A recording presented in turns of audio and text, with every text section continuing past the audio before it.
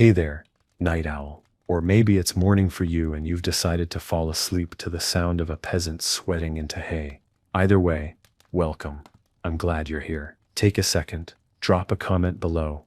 Tell me where you're tuning in from and what time it is where you are. Is it 1 a.m., 4 p.m. on a walk? Are you trying to nap during a lunch break? No one knows about. I won't tell. You're safe here. Now dim the lights. Find that perfect pillow angle that takes 10 minutes to discover and lasts 4 seconds. Maybe put on a fan if you've got one. If not, pretend you do. Tonight's story might make you feel the heat anyway. Because we're going somewhere sweaty, somewhere itchy, somewhere very, very medieval. Welcome to one of the hottest nights of the year, in a medieval village. You are not nobility. You are not a knight. There are no cool flagstones in your personal castle courtyard, no silk sheets, no ceiling fans. You are, my friend, a peasant. And tonight, your only battle is with the heat. And maybe your neighbor's goats. Let me introduce you to Alric, age 32, which in medieval peasant years places him firmly between old enough to know better and surprised to still be alive. Alric is currently lying on top of a straw mattress that has absorbed more summers than it survived. He's shirtless, not by fashion, but necessity. His tunic is hanging on a wooden peg still damp from sweat, despite being washed 5 hours ago in the river, using soap made from ash and boiled regret. Alric's room. Well, calling it a room is generous. It's a corner of a one-room hut, shared with his wife, 2 children, and a chicken named Frigga, who does not believe in personal boundaries.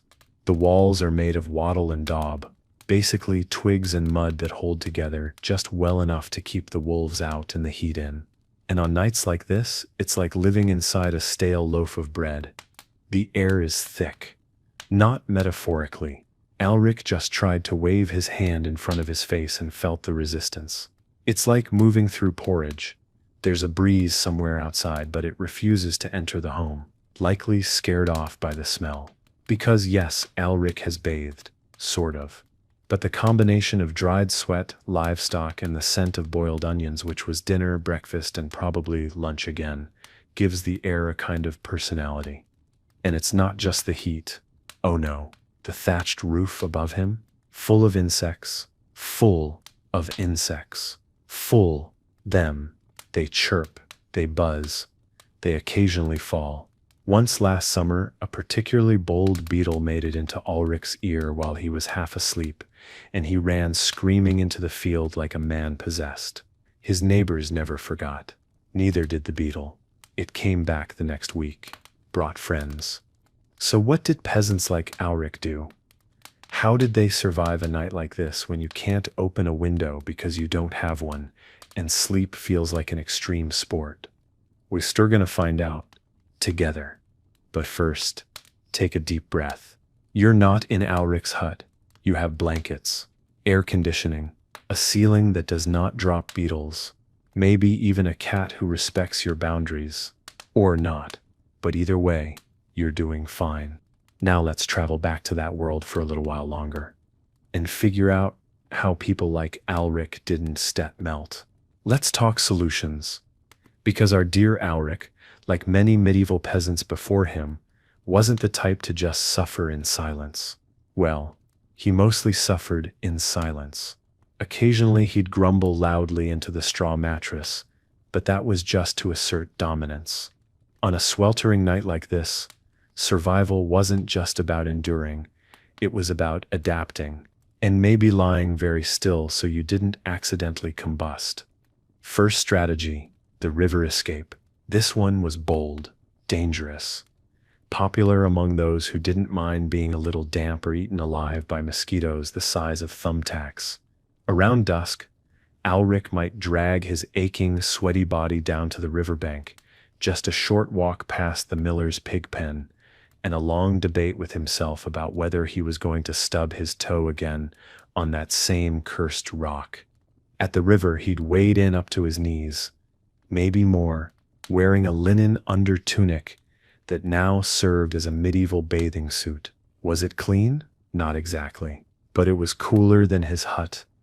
And if you angled your body just right, the breeze off the water could trick your brain into thinking you were almost comfortable. Almost.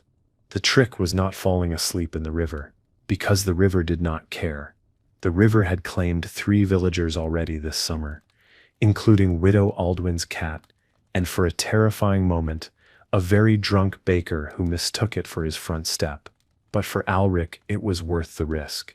20 minutes in the cool water meant he could walk home soaked and shivering, 2 sensations that made him feel strangely alive. And for those brief, glorious minutes, the heat would leave him alone. But on nights when the river was crowded, or when the frogs were feeling particularly vocal, Ulrich turned to a second tactic. Let's call it the strategic nudity plan. No judgment here. It was practical. Once the children were asleep, and Frigga the chicken had retired to her perch, which was, unfairly, the coolest spot in the hut, Ulrich would remove everything he could get away with. He'd lie flat on his back, arms and legs stretched wide like a starfish trying to catch a breeze. And it had to be arms and legs wide. Everyone knew touching your own skin made it worse. If your thigh touched your other thigh, game over. The heat would multiply. You'd enter a new dimension of sweat. It was peasant science. His wife Elswith was less than thrilled about this particular pose, mostly because Alric snored loudly, and somehow the heat made it worse. She often described it as a pig choking on a harmonica, which was generous, honestly. But on nights like this, she didn't fight it. She just scooted a few feet away, cursed his ancestors, and tried to sleep near the door where the gap under the frame let in at least the idea of cooler air. And let's not forget the other tactic and underrated classic, leaving the hut entirely. Yes, outside. Ulrich and Elswith, like many of their neighbors, would sometimes drag a blanket, usually a scratchy, hay-infested square of wool, and lay it outside right on the dirt, maybe under a tree, maybe behind the shed, maybe wherever Frigga hadn't left a surprise. It wasn't luxury, but it was air. Real, moving, bug-filled, glorious air. They'd lie there staring at the stars, pretending they weren't worried about thieves, wolves, or old Thomas the Cartwright who walked in his sleep, and once tried to sell someone's goat by accident. They'd talk, softly, mostly complaints, sometimes memories, and once, just once, they laughed so hard about the beetle incident that Alric forgot about the heat entirely. And that said something, isn't it? Because in the end, peasants didn't survive hot nights through engineering, or ice, or grand invention. They survived by leaning on each other, by finding the breeze in small places, by laughing in the dark when it was too hot to sleep and too human not to try. Now, while Ulrich perfected the art of lying very still and pretending not to exist, other villagers developed their own unique methods for surviving the sweat-drenched nightmare that was a medieval heat wave.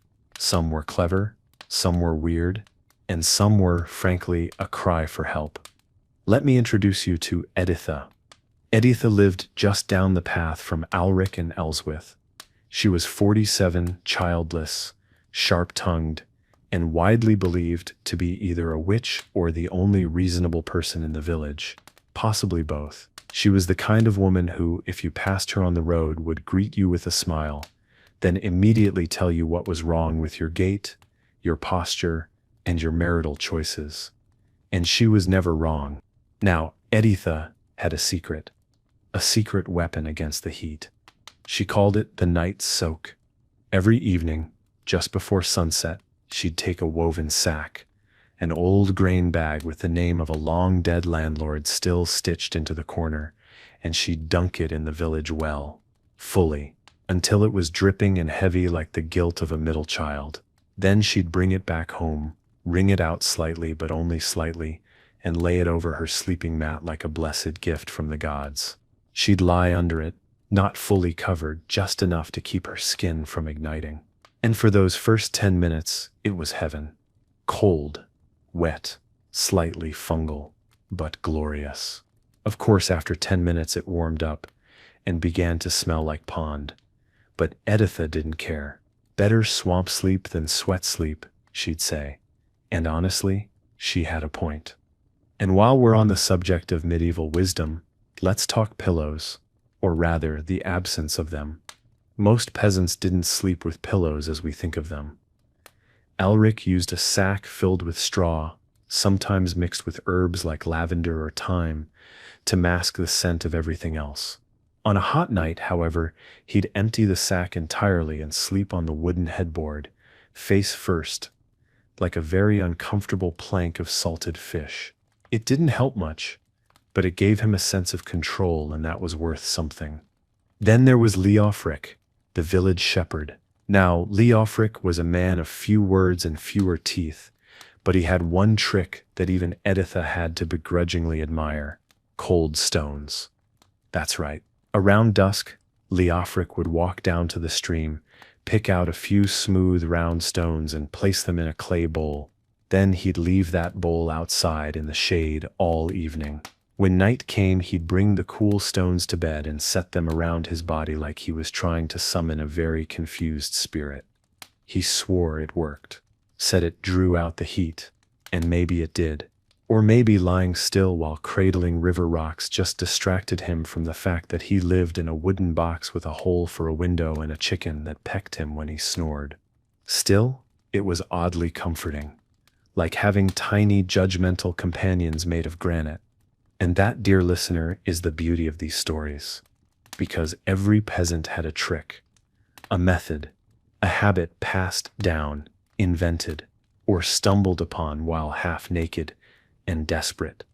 And every one of them said the same thing: this heat-'ll pass. It always does.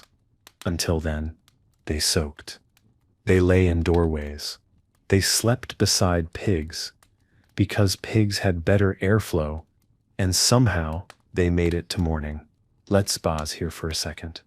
You, right now listening to this, tucked under your blanket, maybe in bed, maybe on a couch that dips in the middle like a reluctant hammock, you have options. You can open a window, you can turn on a fan, you might even have one of those little noise machines that makes fake rain sounds, which honestly feels like cheating at bedtime in the best way. But medieval peasants, they had something else entirely. They had the communal collapse. Picture this: it's late. The moon is up. The village is quiet except for the distant sound of someone regretting onion soup. And in the field just beyond the hay barns, 5 to 10 peasants are lying side by side on a big wool blanket, like badly arranged firewood, doing absolutely nothing. No one's talking. No one's moving. They're all just trying to exist as quietly and flatly as possible. Why? Because heat didn't care about your pride, and on the hottest nights of the year, even personal space got downgraded. Sometimes a few families would drag their bedding out into the common green. Someone would bring a pail of water to splash over their feet. Someone else might bring a crust of bread, not to eat, just to hold in case they needed emotional support. And they'd lie there together, staring at the sky, counting stars, swatting flies, occasionally farting and pretending they didn't. It was, in a strange way, community. Not the organized kind. Not a feast or a wedding. Just the quiet comfort of suffering together. And every village had that one person who handled the heat worse than anyone else. In Alric's village it was Wulfric the Thatcher, a man built like a loaf of bread and cursed with the body heat of a dying sun. He couldn't sit still. He'd roll back and forth in the grass like a freshly cooked sausage. Too hot for sleeping, he'd declare to no one in particular. Too hot for breathing.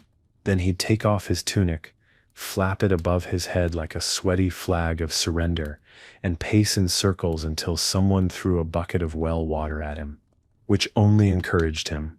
But Wulfric was also the guy who, halfway through the night, would hum a song under his breath, soft, low, a little off-key, and suddenly 3 others would join in, just a few notes, nothing rehearsed, nothing pretty, just sound. And in the middle of the hottest night of the year, with sweat sticking to your skin, and grass poking you in places grass should never poke, you'd realize something. This was survivable. Because you weren't set doing it alone. And maybe that's why they got through it. No fans, no ice, just people, blankets, stars, and a shared understanding that sometimes you just needed to outlast the night. As we drift deeper into the night, the village grows quieter. The chickens finally give up their commentary. The dogs lie flat, like rugs. Even the frogs have stopped screaming long enough for the crickets to take over. But inside the huts, the battle with the heat isn't over. It just gets stranger. Let's go back to Alric. Around midnight, he's still awake, lying on his back, eyes open, one leg dangling off the side of the bed, in the desperate hope that gravity will cool his ankle.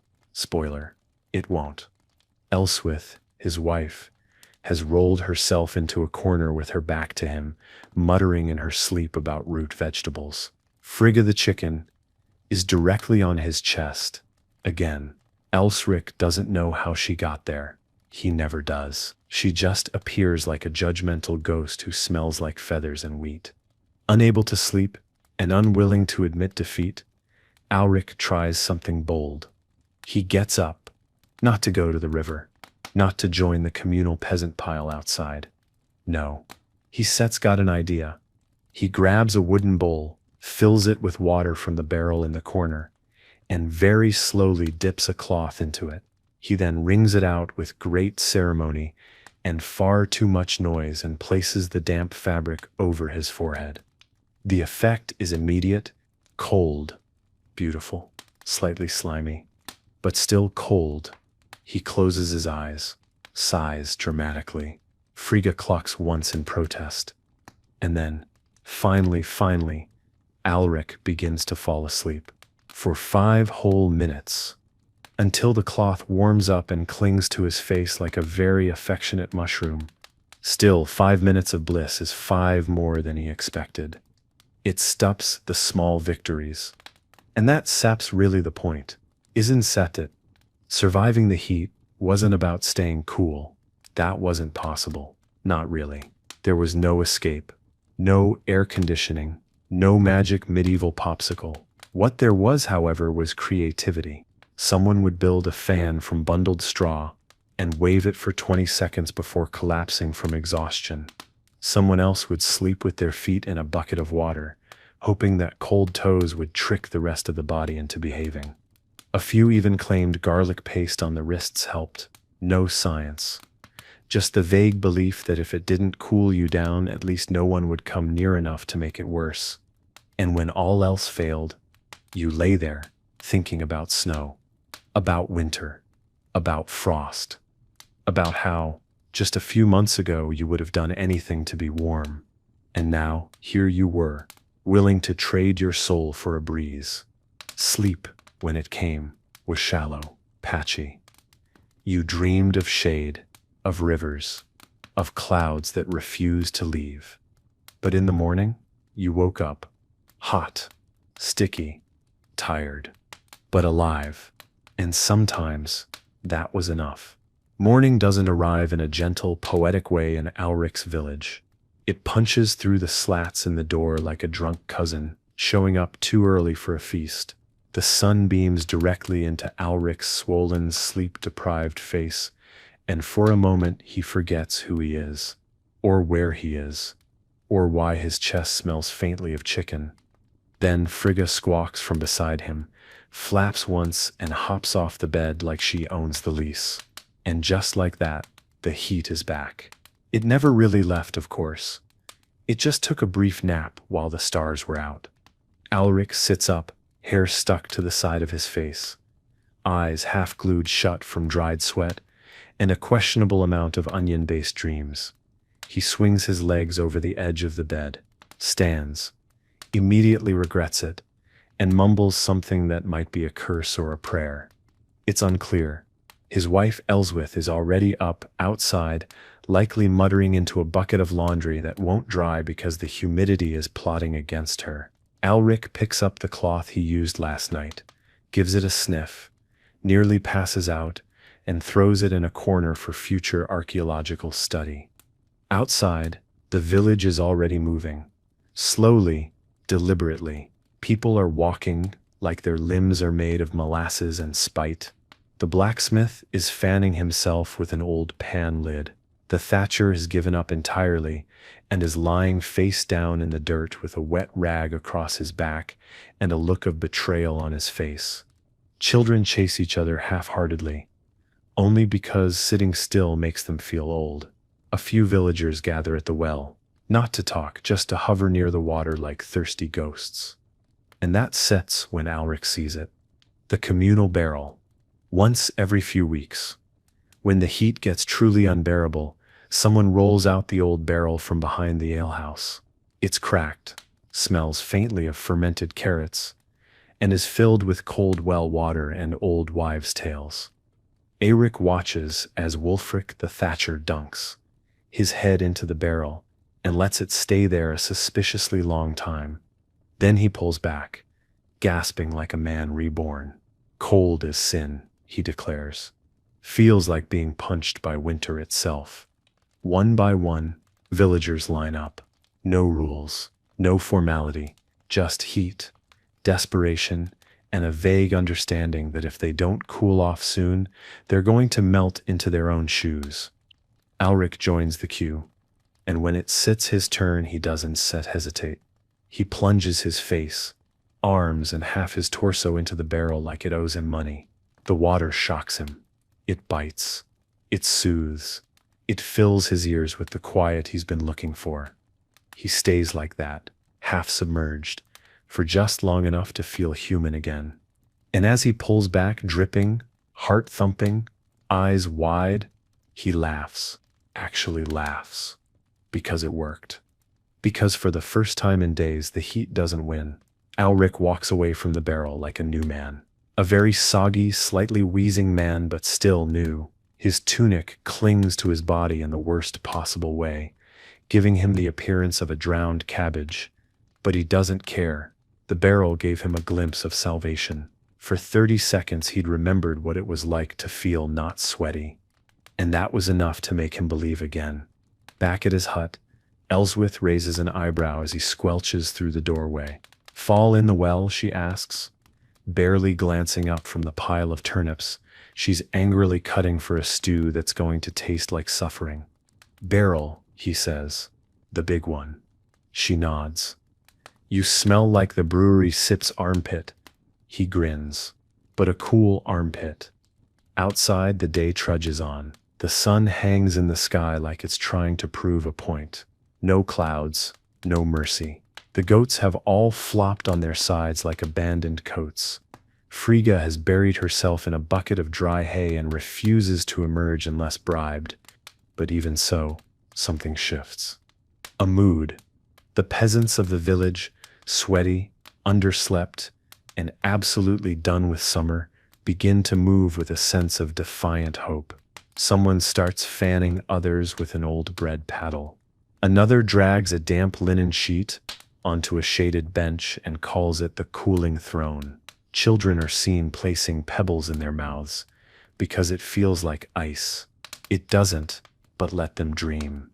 And the laughter. Oh, there sits laughter now. Half the village is delirious from dehydration. Sure, but still, they're laughing. At the absurdity of it. At the sight of Wulfric building a sunshade from 2 pitchforks and a tunic that definitely doesn't belong to him. At how Alric keeps squeezing water from his sleeves and calling it miracle juice. And here sits the thing about that kind of laughter. It doesn't fix the heat, but it makes it bearable. Because survival, for a medieval peasant, was never about being comfortable. It was about enduring together, sweating beside people you knew too well, sharing water, sharing shade, sharing soup. That's 90% onion and 10% disappointment. Finding a reason to smile when the sun won't stop punishing you. And every evening, as the light fades and the stars return, the heat lifts just a little, just enough. and that seps when they know they made it through one more day. The sun finally dips below the hill, like it's decided to give everyone a break after playing too aggressively all day. A breeze wanders through the village, uninvited but forgiven, stirring the hanging herbs and the fraying laundry like a sigh across the rooftops. Alric, now mostly dry and only mildly crusty, stands outside his hut, watching the horizon dim.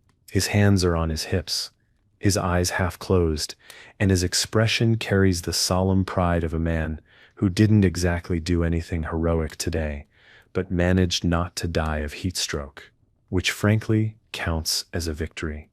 Elswith joins him, carrying a small clay cup filled with something vaguely drinkable. Its sep's made from boiled bark, river mint, and a tiny bit of fermented berry mash. Summer tea, she calls it, for when the heat makes water feel boring.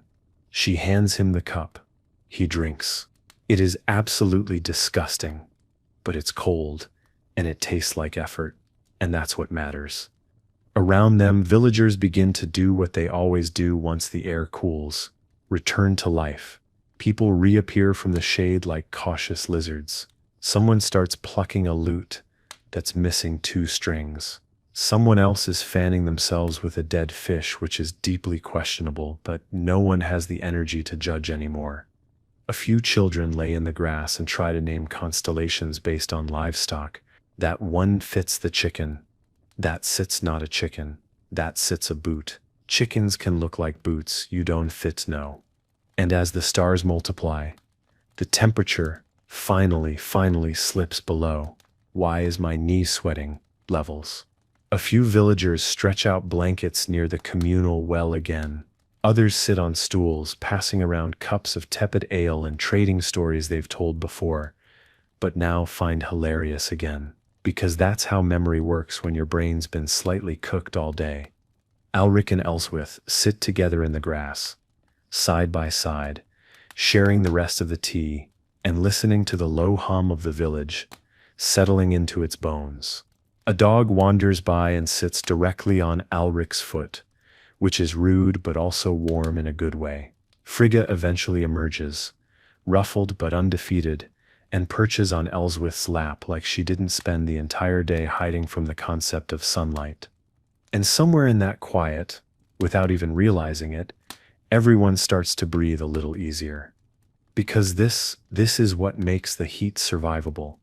Not tricks, not barrels, not damp tunics or stones tucked under your armpits, but the people beside you, the ones fanning your face with a crust of bread, the ones humming songs that don't exist, the ones still laughing at your beetle incident years later.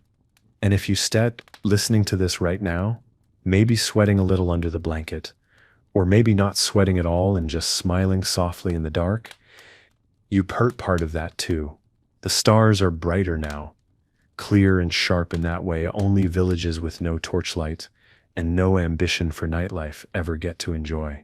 No bonfires tonight, no dancing, no loot-fueled shouting matches over who last stole whose chicken. Just the sky, the slow chirping of insects, and the sound of people finally getting still. In Zax likes it, our Rick lies flat on his back in the grass, arms tucked behind his head, one foot gently nudging Frigga off his shin every few minutes. She's clingy in the evenings. It's not emotional, it's temperature related. She's convinced he's cooler than the dirt. Elswith beside him, wrapped in a blanket that's more whole than cloth. They're not talking much, just breathing together. After a day like today, words feel like extra heat. Across the green, someone starts humming again. Same tune as last night, or maybe the night before. No one knows who started it originally. No one cares. It's slow, a little off-key and kind of perfect. One by one, others join in. No lyrics, just sound. And if you were to walk past the village right now, a stranger on the road, a traveler with no map, you'd hear it and wonder if you'd stumbled on some forgotten tradition, some midsummer rite. But there's no ritual here, no spell, just peasants. Hot, sweaty, excruciatingly tired. and deeply, stubbornly alive. Wulfric, now shirtless and using a bucket of dirt as a pillow, raises one hand in the air and declares, "We survived another one." No one cheers. They statch are too exhausted, but a few mutter, "Aye." One person claps, once. Frigga makes a sound that might be agreement. And that sep's enough. Because tomorrow will be hot too. Maybe worse. Maybe not. But now, with your limbs stretched out and the sky wide above you, you Bolzer earned this night. You Dev endured it. You Fairs shared it. And maybe, just maybe, you've reminded yourself what it means to endure something together. So if you're listening to this right now, still with me, still drifting, let that sink in. And sleep well, wherever you are. By now, most of the village has gone quiet again. The humming has faded into the kind of silence that doesn't feel empty, it feels earned. The kind that comes after a day of work, sweat, shared looks, shared water, and the decision, over and over again, not to give up. You can almost hear the grass settling, the last fireflies blinking their goodnights. Even the air, thick as it's been all day, seems to have finally forgiven everyone. Alric has drifted off. Not all the way, just enough. The kind of half-sleep where your ears still listen, your foot still twitches, and you're aware that you left one arm out of the blanket, and now it's suspiciously damp. Elswith's already gone. She always falls asleep first. Years of raising children and chasing runaway chickens taught her how to sleep like a stone the moment her eyes close, even in heat, even in chaos, even when Alsric mumbles nonsense in his dreams about oversized potatoes and angry geese. Frigga, for once, has taken the hint and wandered off to her corner of the coop, probably scheming, or sweating, or both. The moon is high now, big, soft. The kind of moon that makes you want to stay awake, just to look at it a little longer, even though your body is crying out for sleep, and your brain is melting slightly from the inside. And somewhere out there, in another hut, Editha turns over in her bed and mutters, "Still hot."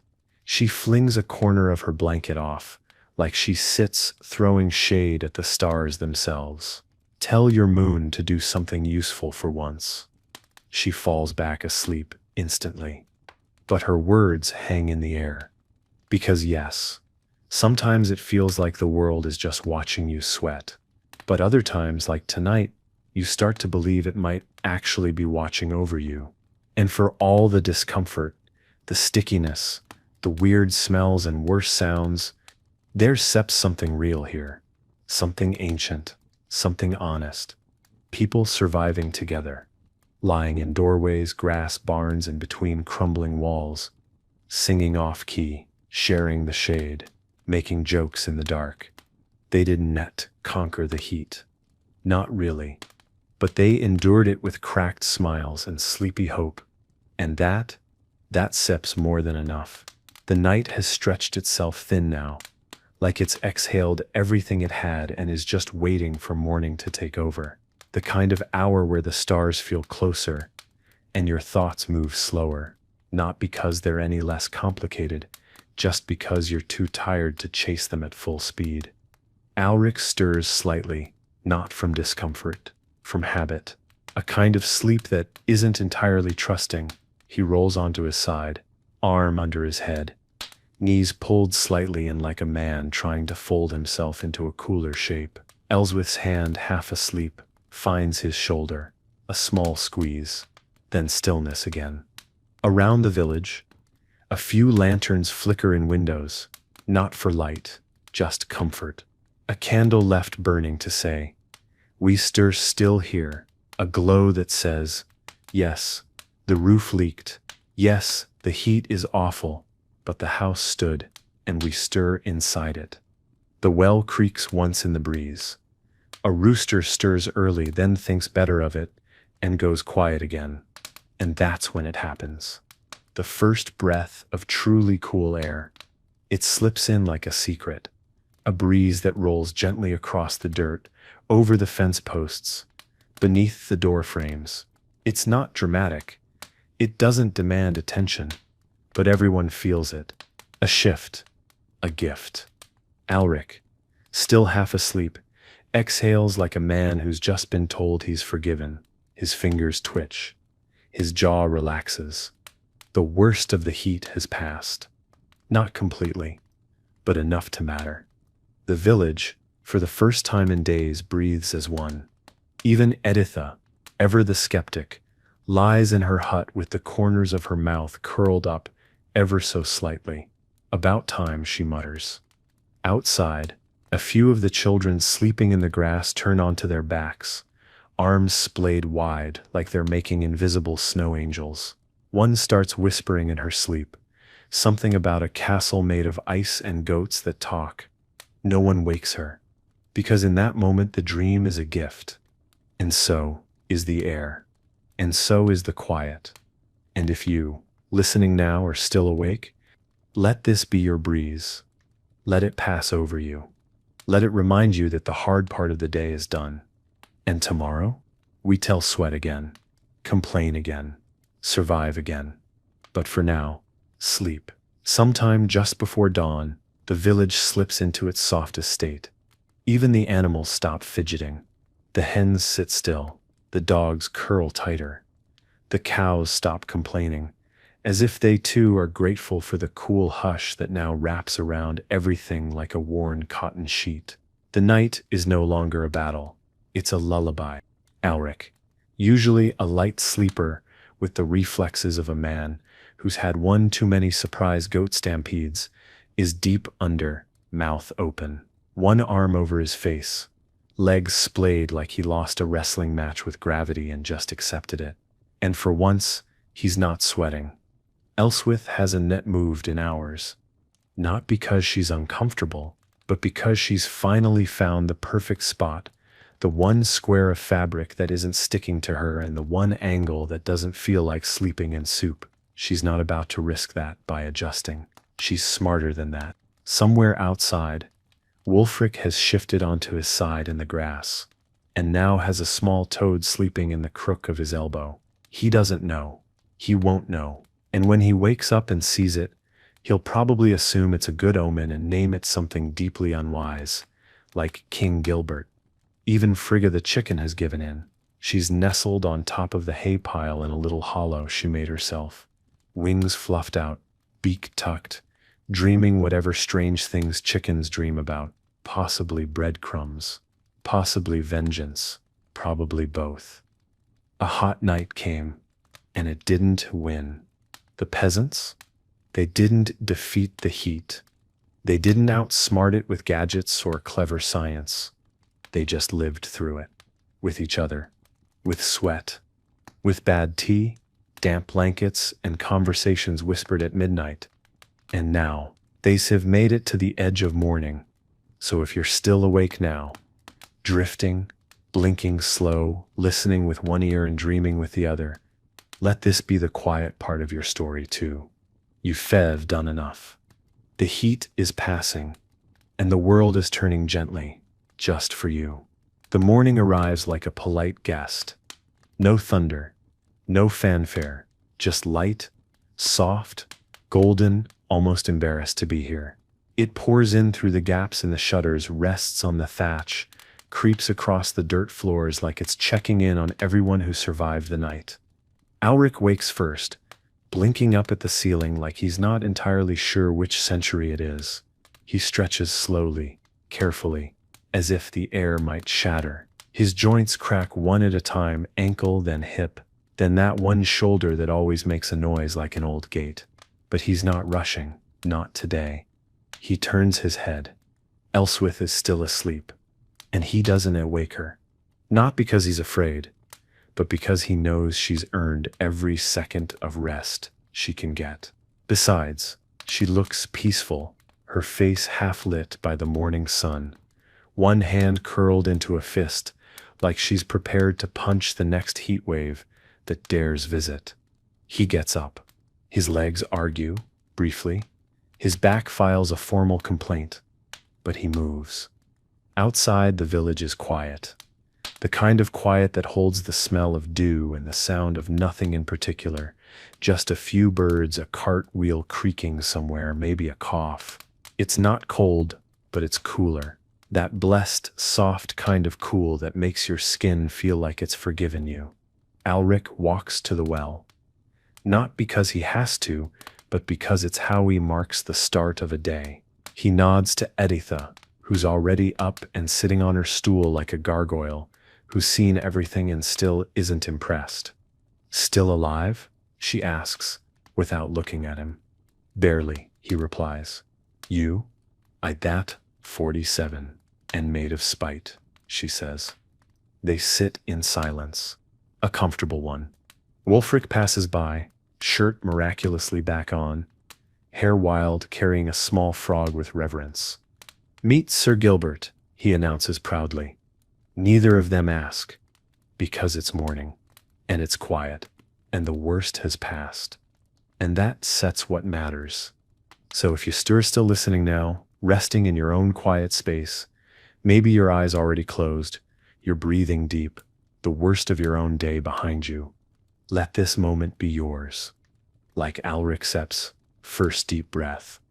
Like Ellsworth sits dream still resting on her face. Like the village that endured, together. You made it too. The village begins to stir. Not all at once, but in ripples. A door creaks open. A bucket clangs softly against a stone. Somewhere, a baby begins to cry, and then promptly stops when offered a corner of bread to chew on. The world doesn't rush. It unfolds. Alric returns from the well with a wooden ladle filled with fresh water, splashes it over his face, and gasps like a man baptizing himself in cold hope. He drinks, hands still dripping, eyes closed. Elswith appears in the doorway, hair tied back with a bit of old linen, eyes squinting against the early light.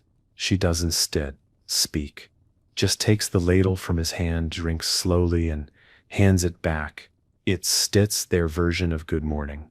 Frigga follows, of course, pecking the dirt and already searching for the nearest unattended breakfast. She's a menace, but she's their menace. And Editha, of course Editha, is already muttering about how no one remembers to sweep properly anymore. She waves a broom with such authority that 3 people sweep their own steps out of sheer instinct. Wulfric is giving a passionate speech to Sir Gilbert the Frog about how frogs don't get hot because they've figured it all out. No one interrupts him. It seems important. But even with all the familiar noise, there's something different in the air. Lighter. Because last night they made it through.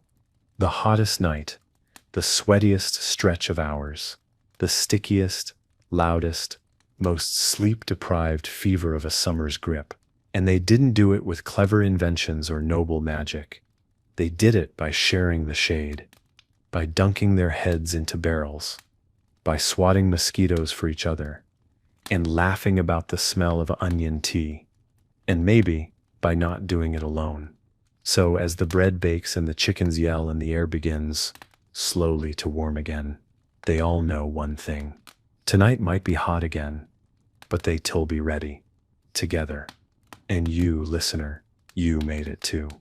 Through the story, through the dark, through the sweat and the stars and the frog, now named Sir Gilbert. You fear part of this little village now. You know how to survive the hottest nights. By mid-morning, the village is in full motion again, but at a pace only heat survivors truly understand. Everything is slower, deliberate. The children are playing in the dirt. Yes, but half-heartedly.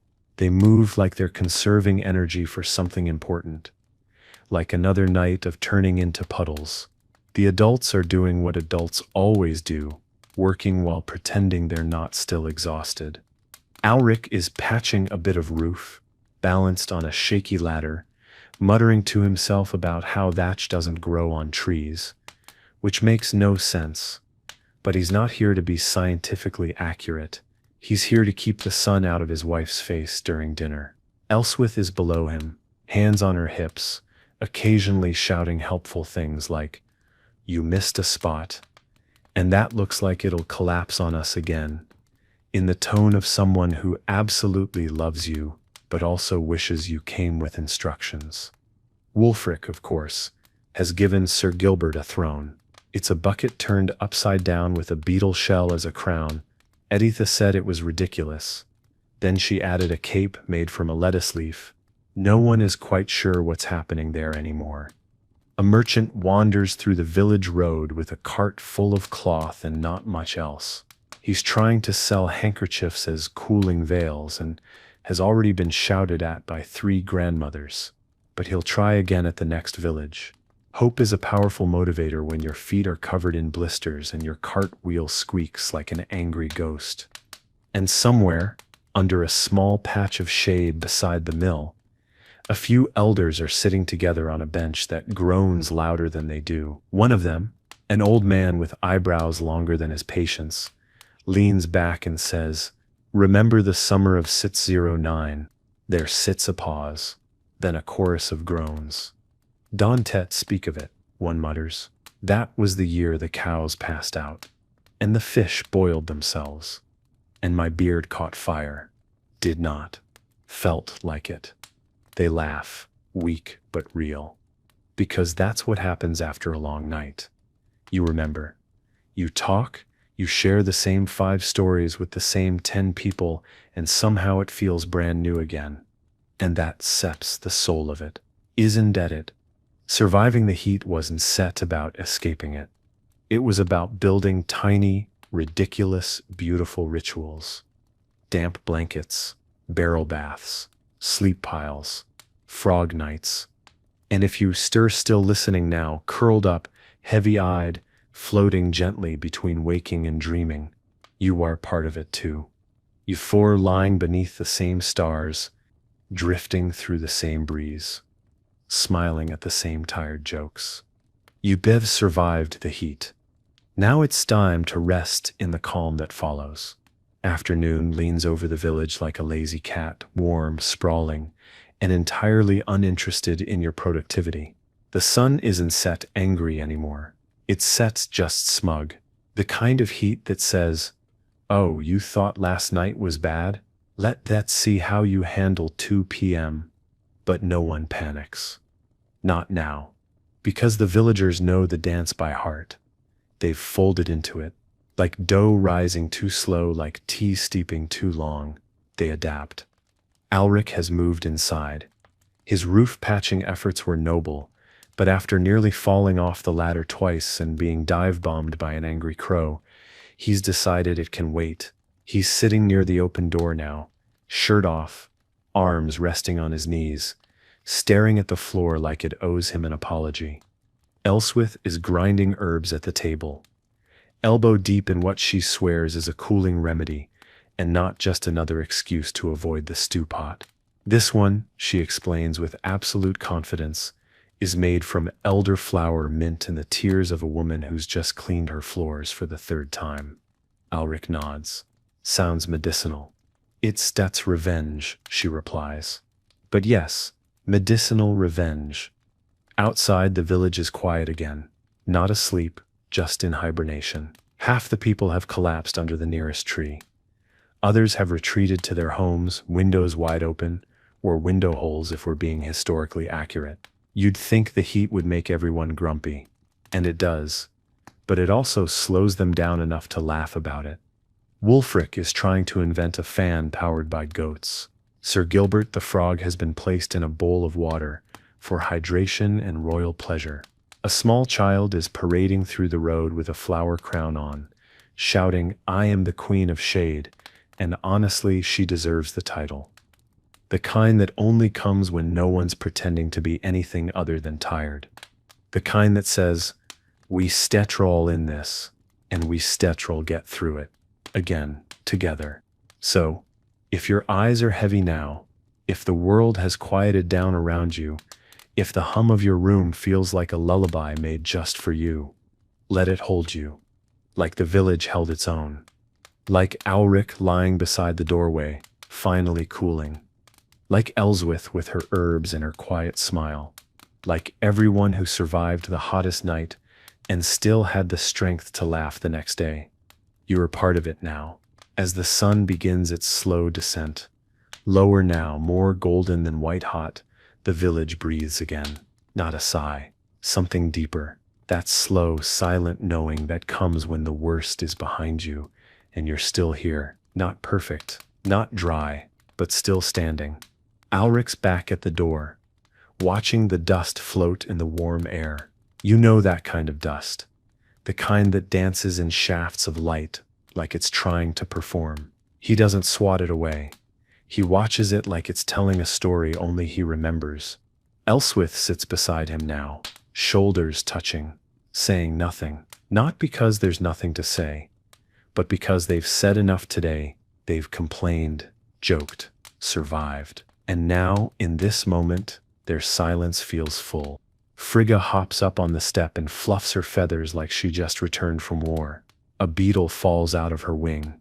She does not flinch. From somewhere in the center of the village, a low murmur rises. Someone tuning a broken lyre. Someone else humming a song with no words.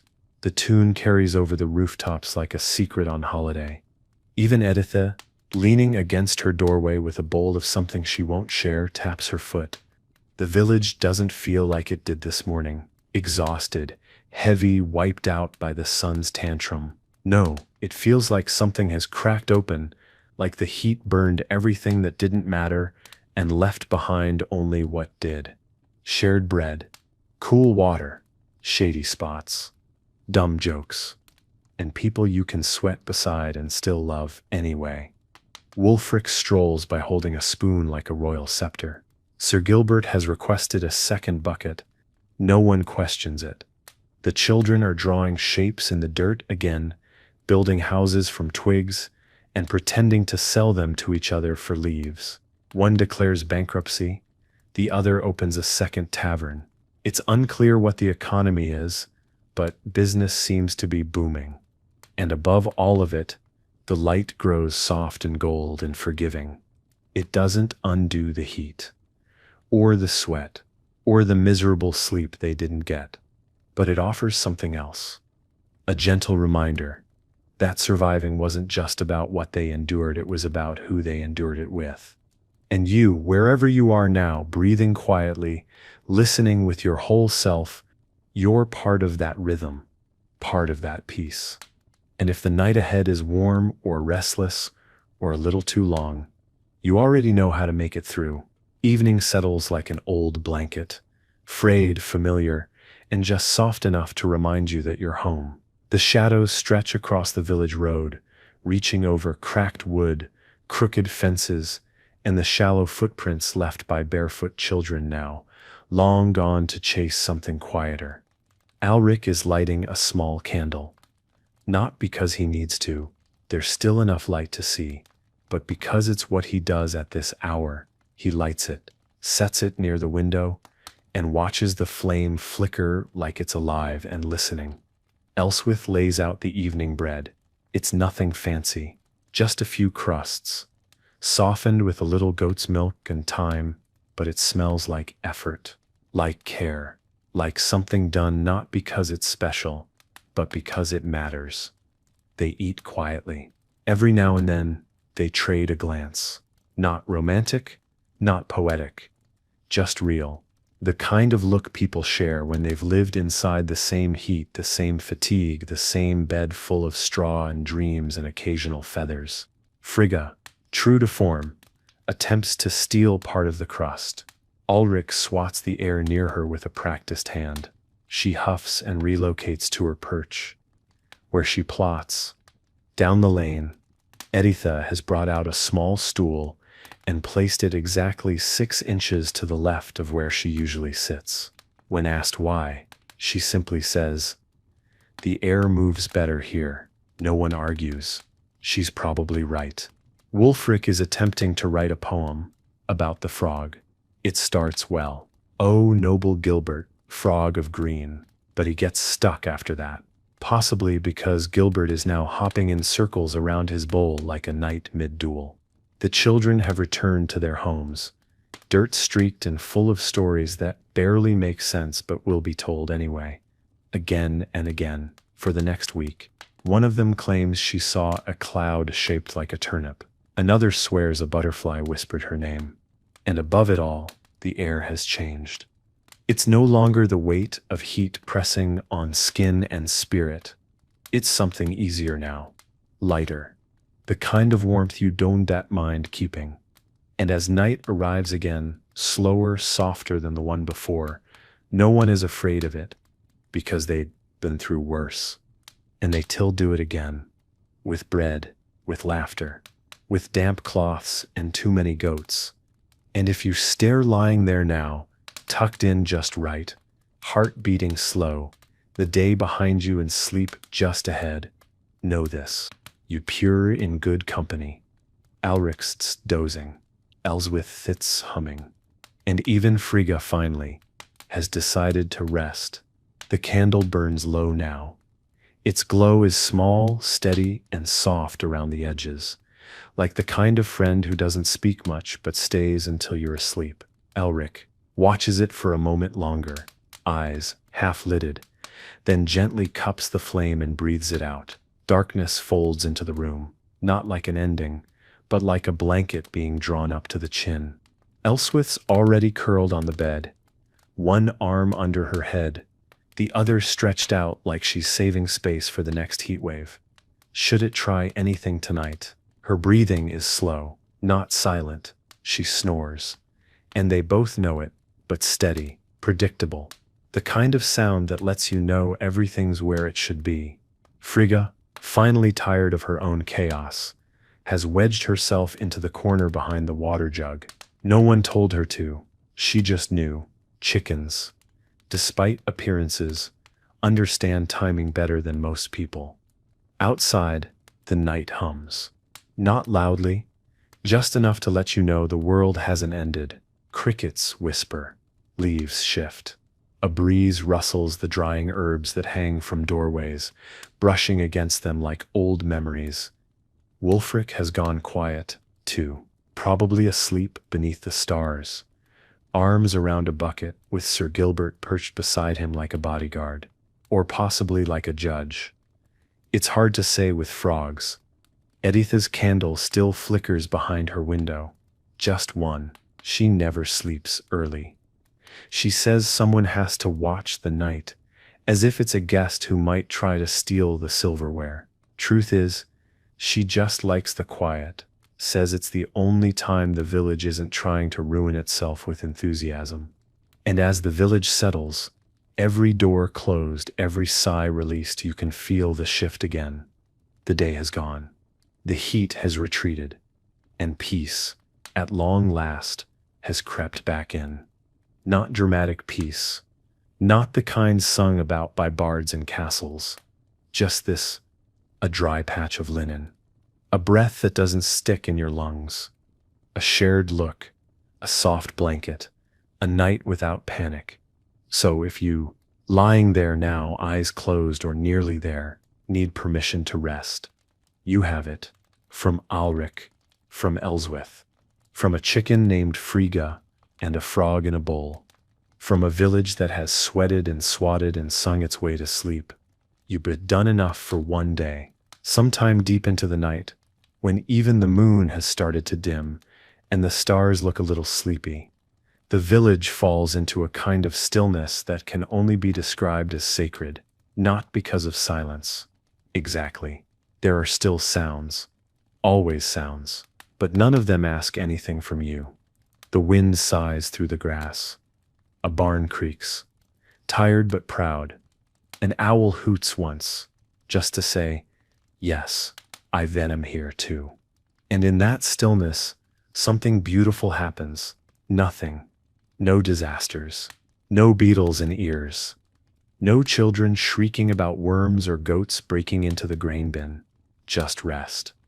Alric turns in his sleep, mutters something about soup, and goes still again. Elswith shifts, reaches across the mattress, and finds his hand. Doesn't squeeze, just finds it, leaves hers there. Even Frigga seems content. She's made exactly 3 quiet chicken noises in the last hour, which is a personal record. The moonlight glints faintly off her feathers like she's been dusted in moon sugar. And Wulfric, yes, even Wulfric, sleeps soundly under the stars, his head on a sack of grass, a frog beside him, and a smile on his face that says, in his own unspoken way, we made it. Because that's what this story was always about. Not the heat, not the tricks, not the barrel dunks or the linen fans or the questionable herbal brews. It was about surviving something uncomfortable without letting it harden you. It was about looking someone in the eye and saying, "You hot too?" and laughing about it instead of hiding. It was about chickens, frogs, and crumb-covered kids running barefoot through dust and sunlight. It was about all the little things that made the big discomfort worth it. And now, with every lantern out, every snore in its rhythm, and every villager gently melting into dreams, the story rests, just like you should. So breathe in, slow. Let your shoulders fall. Let the room hold you. You sure not in a castle. You tur not a knight. But tonight, you share exactly where you share is supposed to be. At this hour, even time itself slows down. It forgets about minutes and hours and just lets everything exist in between.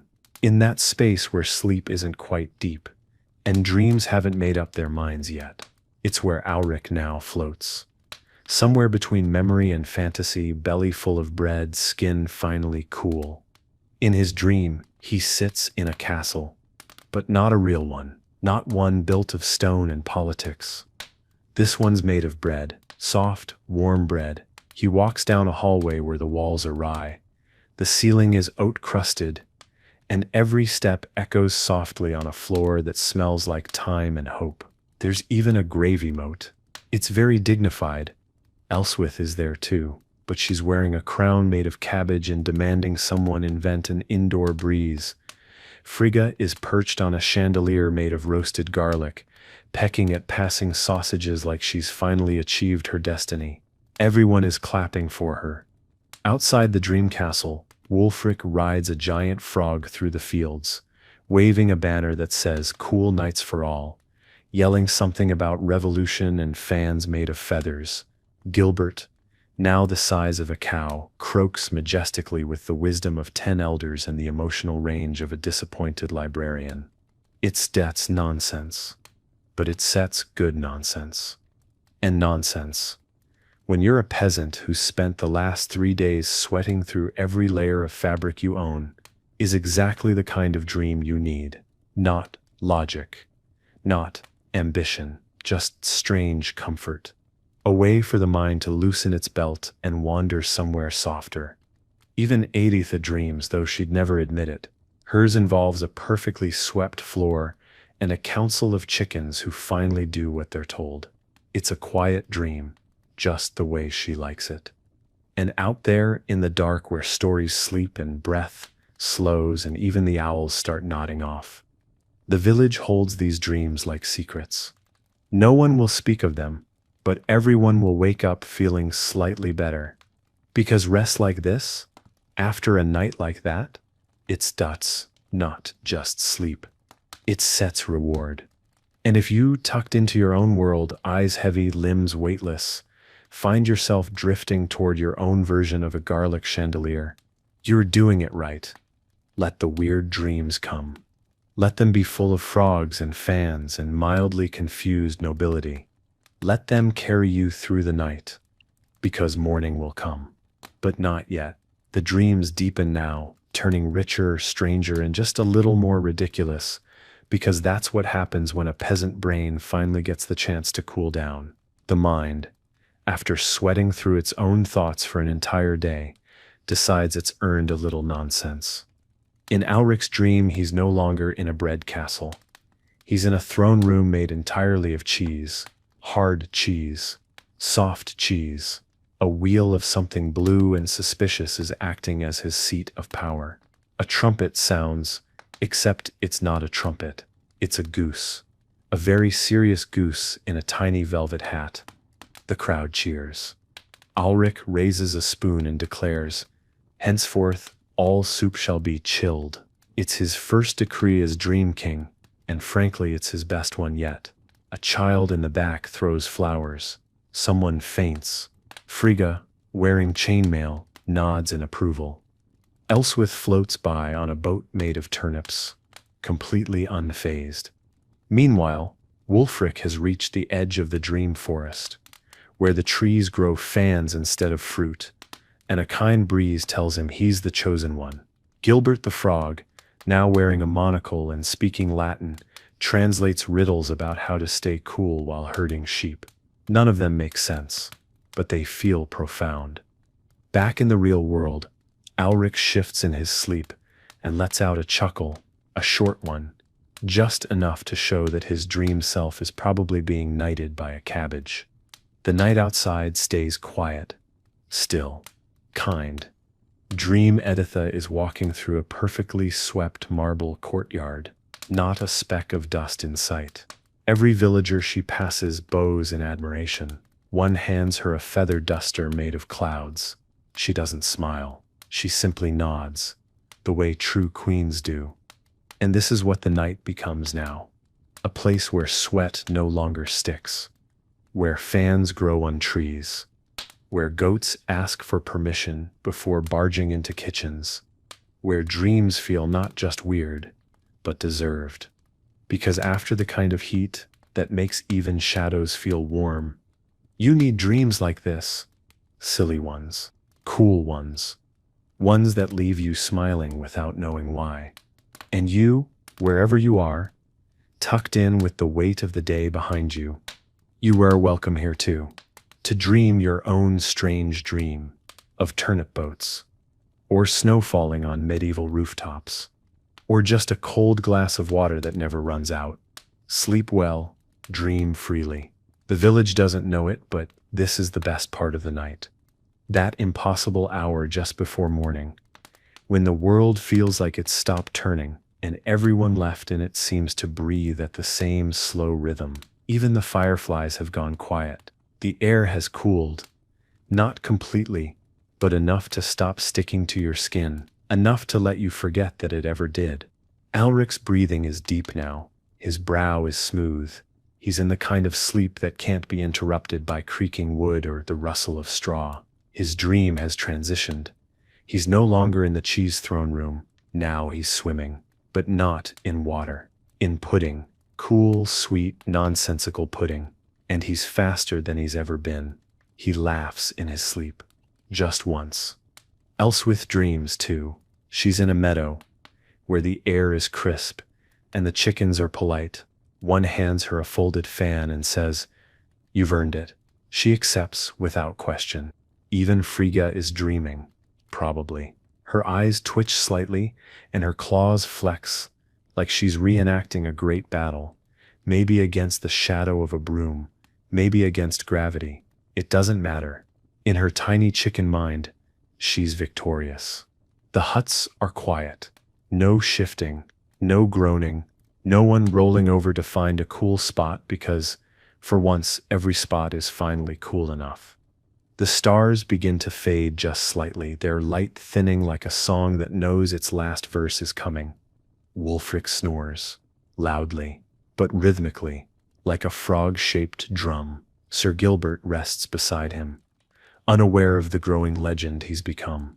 And Editha, she's still on her stool, head down, elbows on knees, a candle burned to the wick beside her, but her eyes are closed, and her lips are parted just enough to let a soft breath escape.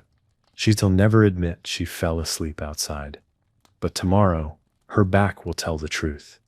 This is the kind of night that doesn't feel like one.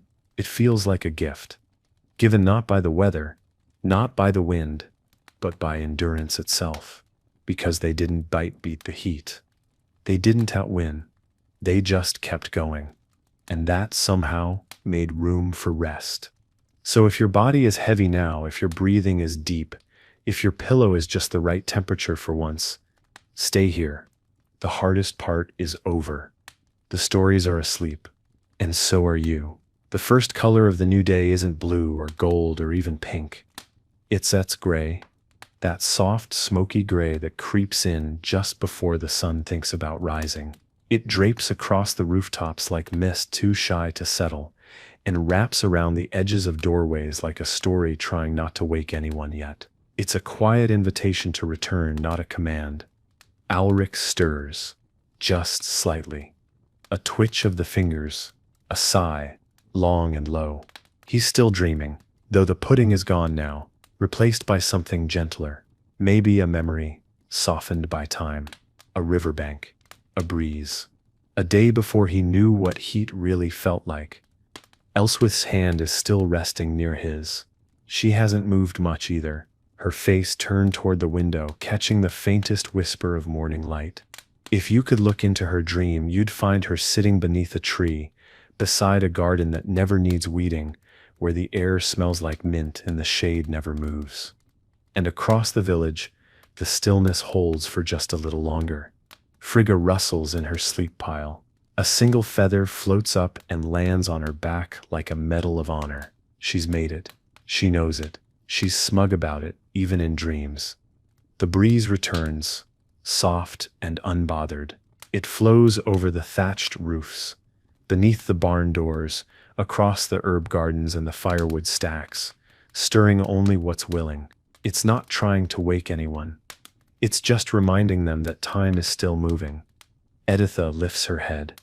Not because of noise, not because of duty, but because some internal sense, fine-tuned over decades of surviving everything from bad rain to worse husbands, tells her that morning is close. She stands slowly, bones stiff, knees popping like corn. She picks up her broom because of course she does, and mutters, "Might as well start." And that sips the moment. The one that happens every day, but never quite the same. When sleep and morning trade places softly, carefully, so no one gets startled, and as the sky lightens from gray to something golden, the village begins to return. Not with alarm, not with shouting, just with the quiet certainty that they did it. Another hot night, survived. Another morning earned. And you, listening here, warm and calm and still, you made it through too. The sky is finally shifting now. That gentle stretch between gray and gold widens, and the first rays of real light peek over the hills like a child sneaking into a room it's not supposed to be in. Not bold, just curious. Alric's eyes open slowly, not with alarm, but with the quiet confusion of someone who expected to still be asleep. He doesn't move. He listens first. It's a habit, one carved deep by years of early chores, creaky roosters, and the occasional goat standing mysteriously on the roof. He hears nothing urgent, just the rustling of leaves. A few birds in a debate, the creak of Editha's broom handle against the cobblestones. Beside him, Elswith is still asleep, her hand now curled loosely beneath her chin, her brow peaceful. He won't wake her. Not yet. Let her have these extra few minutes. Let her stay in the garden in her dream, where the mint grows forever and the sun doesn't try to burn the whole sky down. He sits up slowly, stretching, until his spine gives a polite protest. The air is cool on his skin, not cold, but soft, forgiving, a reward more precious than gold, in a world where sleep is a gamble and comfort is seasonal. He stands barefoot on the cool earth floor and walks to the door. Outside, the village is beginning to glow. A pale light touches the tips of every rooftop. Someone stokes a fire. Someone else opens a window and pours out dishwater. It's all so simple, so deeply, stubbornly ordinary. And yet, after a night like that, it feels like a miracle. Alric breathes in deeply. The scent of dirt, dew, and faintly toasted bread drifts through the air. Someone, somewhere, has already started baking. It smells like possibility. Behind him, Elswith stirs. Not fully awake, just moving. Frigga hops down from her perch and begins pecking the floor like she's auditing it. And for a brief, shining second, nothing is wrong. No fires, no floods, No unbearable heat. Just a village waking up together. A husband breathing in the morning. A world made of bread, brooms, and new beginnings. So if you stir still with me now, listening from wherever you are, eyes closed, heart calm, breath even, you purr part of this too. You survived the heat. And now, you've made it to the morning. Morning doesn't roar to life in this village. It stretches, it yawns, it wakes with its hands still in its pockets. The rhythm is soft. A broom here, a creaking door there, water sloshing gently into a bucket that's seen more summers than some of the people carrying it. Ulrich steps outside, blinking in the fresh light. The sky is wide and pale, and the sun is still too polite to start glaring. For now, it sups just watching, waiting, giving everyone a little time to get used to the idea of today. He walks past Wulfric, who is still asleep in a very committed sprawl beside the well. Sir Gilbert is gone, either off on an early morning mission or hiding somewhere to avoid more poetry. Ulrich doesn't ask. Some mysteries are better left unsolved. Editha is of course already halfway through sweeping the square for the second time. Her sleeves are rolled, her eyebrows are furrowed, and her broom is moving like it has something to prove. Morning, Ulrich offers. She replies, which in Editha speak means good morning. You survived. I'm glad. Back in the house, Elswith emerges with her hair in a loose braid and her hands wrapped around a cup of warm barley tea. Frigga follows, already judging the day like she's the head of a feathered council. And that seps when the first child starts running. No reason, no task. Just pure speed, bare feet slapping the earth. Arms flailing, joy wrapped in dust and momentum. Another one follows. Then a third.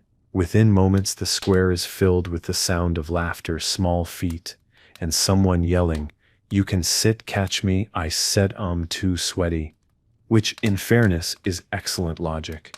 The villagers begin to smile. Slowly, sleepily. The baker waves from his doorway. Flour, already in his beard. Someone's hanging laundry.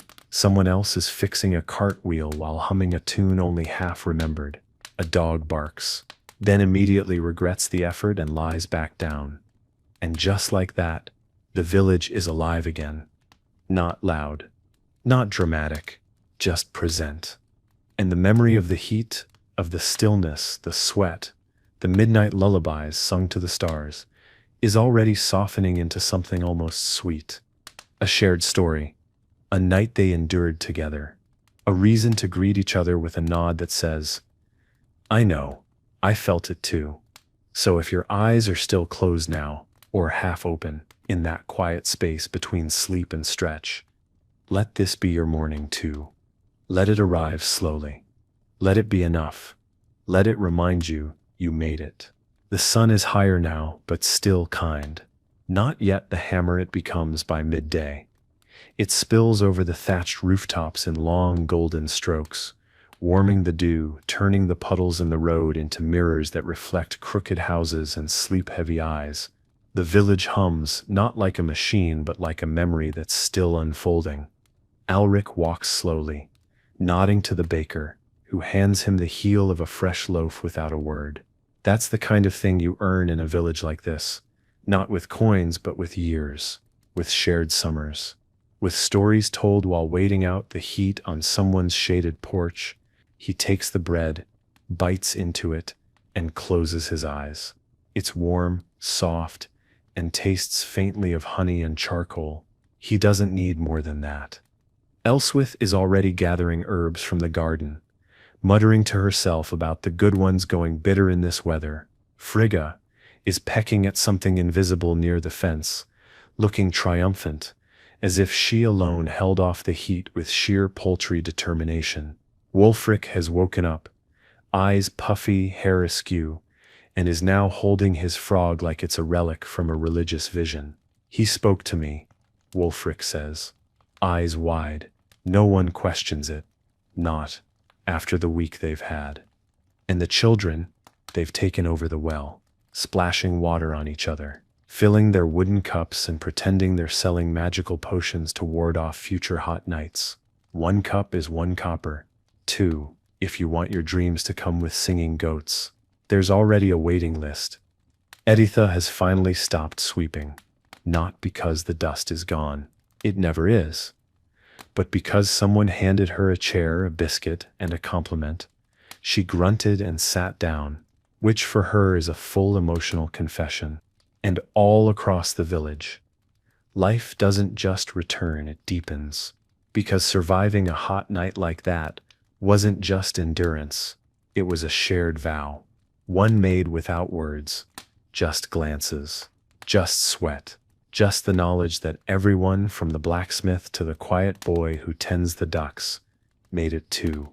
So if you're still listening, body heavy, breath steady, eyes somewhere between awake and dreaming, let this be your place among them, not watching, belonging. You've walked this whole night with them, felt the heat, smiled through the weariness, held on for morning, and here it is. A slow, golden, ordinary miracle, one that tastes like bread, sounds like distant laughter, and feels a little like hope. The village doesn't celebrate in loud ways. There are no parades, no banners, no grand declarations scribbled onto parchment and nailed to trees. But there's a quiet kind of celebration happening anyway. One you can hear in the soft clatter of wooden bowls, in the scrape of bread being sliced too thick, in the slow, happy groans of people realizing their joints still work after sleeping on dirt, straw, and various rogue vegetables.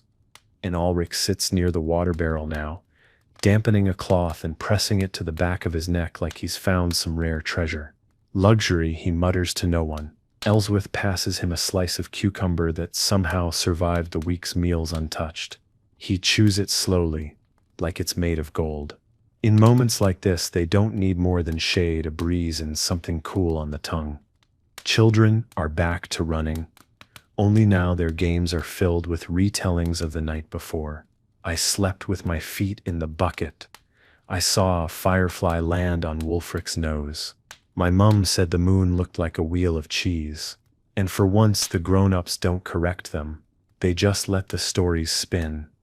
Because in a village like this, imagination is its own kind of survival tool. Wulfric is trying to invent a weather prediction system using a stick, a lump of bread, and whatever Gilbert the Frog does before breakfast. He twitched his leg. That means it'll be warm by supper. What if he just needed to stretch? Then we'll all stretch and see what happens. Logic, in this moment, is less important than the ritual of trying.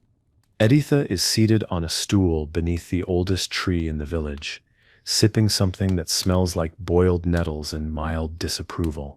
She's already told 3 people to drink more water and 1 person to sit down before you melt into the grass. Her voice carries the weight of wisdom disguised as complaint.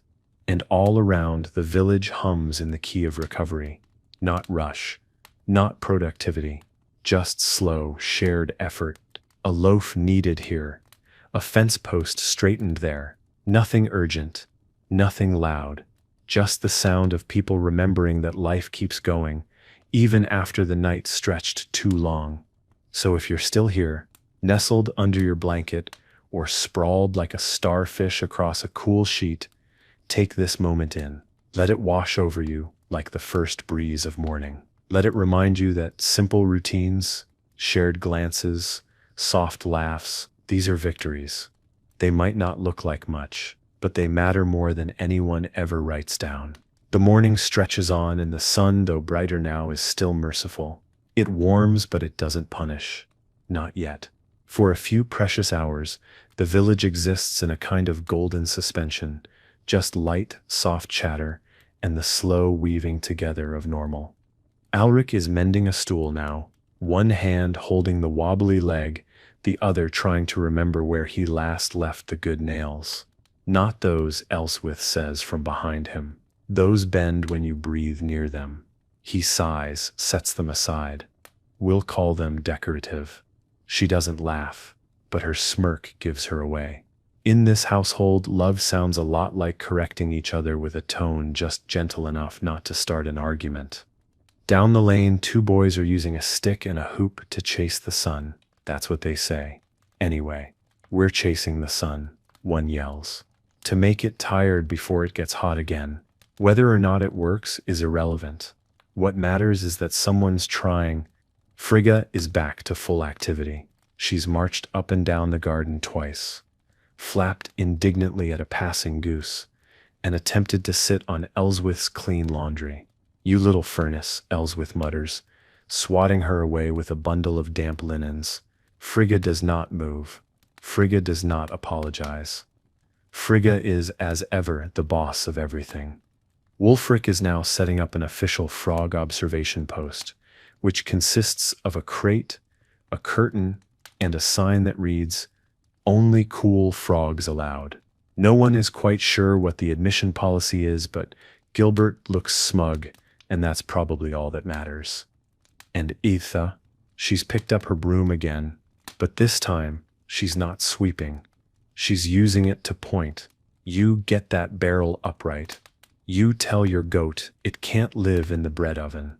Orders, advice, a few veiled threats, all delivered with the same calm efficiency of someone who knows this village better than the layout of her own home. Around them, the birds sing lazily. A pot simmers in the background. A breeze threads its way through the garden, lifting a few curls of hair, rustling the laundry, reminding everyone that summer doesn't have to shout to be present. And for the villagers who endured the heat, the sweat, the stickiness of a night that clung to their skin and made them question every decision involving wool, this is the reward. Cool air, clean bread, the sound of nothing urgent.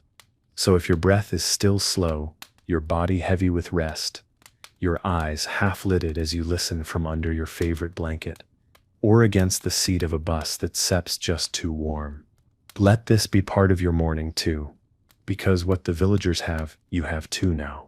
A quiet place, a gentle routine, and a reminder that even the hottest nights always give way to something soft. By late morning, the village is in full rhythm again, not bustling, exactly, but moving. The kind of movement that doesn't rush. The kind that knows there's time for everything that matters and no time wasted on what doesn't. Children play in the dust. Goats argue with fences, and someone somewhere drops a bucket and lets out a curse that sounds more like a song than a warning. Alric finishes fixing the stool. It's a little uneven, but it holds. He sets it near the hearth, wipes his hands, and sits down to admire it. Ellsworth places a mug beside him, barley water, slightly cool, with a few mint leaves floating in it like they're proud of themselves. He takes a sip and sighs the way. Only someone who's not sweating for the first time in 24 hours can. Frigga has taken up residence on top of the woodpile. She surveys the village like she owns stock in every chicken coop. A child offers her a breadcrumb, which she accepts with the quiet arrogance of royalty. Wulfric is now writing a list titled, "Things That Are Better When Cold." So far, it includes soup, feet, frogs, and arguments with your sister. Gilbert is resting in a shallow dish of water under the table, utterly unfazed by fame. Editha, who has been up since before anyone else even considered blinking, finally sits, not because she's tired, but because she's earned it. She's cleaned, directed, insulted, blessed, and mumbled through half the chores of the morning. She sips her tea with the dignity of a saint, and the posture of someone who's already decided she'll scold 2 people before lunch, maybe 3 if someone mentions that the sun is not that bad today. The rest of the village flows gently through its rituals. No panic, no race, just 1 hour folding into the next. Everything a little softer, everything a little more grateful. And even though the heat will come again, maybe tonight, maybe tomorrow, they're ready now. Not with fans, not with magic, but with each other, with routines, with laughter, with the memory that even the hottest nights pass, eventually, and you, wherever you are, however your day looks, whether your room is warm or cool or somewhere in between, you have walked beside them. You've listened through the sweat, the stillness, and the stars. You've arrived with them in the soft light of morning. So let that stay with you. Let the breeze find your face. Let your breath stay easy. And if the night ahead runs warm again, you already know how to make it through. The day rolls on, slow and golden, like a cart with one squeaky wheel and no particular place to be. In the village, no one hurries. They've learned better. Summer teaches you that pace is survival, that rest isn't laziness, it's wisdom earned by sweat and dust, and nights spent lying flat, waiting for a breeze that may never come. Alric leans against the garden fence now, arms crossed, watching the clouds roll lazy across the sky. One of them looks like a loaf of bread, another like a chicken doing something it probably shouldn't. That one's you, he mutters to Frigga, who's perched beside him, pecking the fence post like it owes her money. Elswith is inside, sorting herbs on the table, arranging bundles of dried thyme, lavender, and marigold like they're pieces of an old story. Her hands move slowly, gently, placing each one where it belongs, like a quiet spell against whatever tomorrow brings. Wulfric has wandered down to the creek, trousers rolled to the knee, standing ankle-deep in the water as he gives an impromptu sermon to Gilbert. And then the heat came upon us, Brother Frog, and lo, we did not perish. Gilbert blinks twice and stares into the middle distance like a philosopher. A few villagers sit beneath the biggest tree in the center of the green. No one says much, just chewing bits of straw, swatting flies, trading sleepy glances that say, "I see you, I know you made it too." And maybe that's the greatest comfort of all. Not the cool air, not the bread, not even the mint tea, but being seen, being known, being remembered by the people who watched you melt in real time and didn't judge you for it.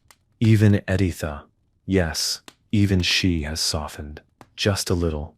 She stands in the doorway of her hut, arms folded, eyes narrowed, but not with disapproval, just scanning the village like a general making sure her troops are accounted for. Still here, she says under her breath.